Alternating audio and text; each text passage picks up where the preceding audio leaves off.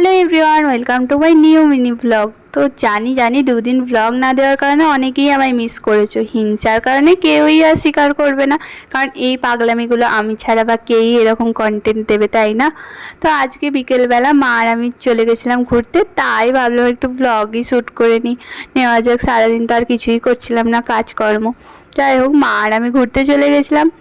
হ্যাঁ, বন্ধুদের সাথেও ঘুরতে যেতে পারতাম, কিন্তু যখন থেকে বুঝলাম বন্ধুরা আর বন্ধু নেই, সব এক একটা চুগলিবাজ, তখন থেকেই ফ্যামিলিকে টাইম দেওয়া স্টার্ট করলাম।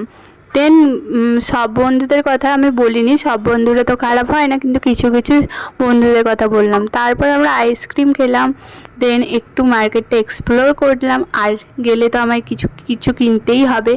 তো সন্ধেবেলা আসার সময় নিয়ে এসেছিলাম দুটো ভেজিটেবল চপ। তো চপটা খেয়ে দেন আমি ট্রাই করে দেখছিলাম কুর্তিটা আমার উপর কীরকম মানিয়েছে। আর অ্যাকচুয়ালি মানিয়েছে কিনা সেটা তোমরাই বলবে, কিন্তু আমার নিজেকে বেশ ভালোই লাগছে।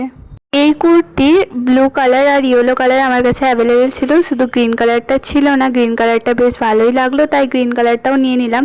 তো তোমরা বলো তো কেমন মানিয়েছে গ্রিন কালারটা আমার ওপর। হ্যাঁ, বাস আজ এইটুকুই, দেখা হচ্ছে নতুন কোনো ভ্লগে। টাটা।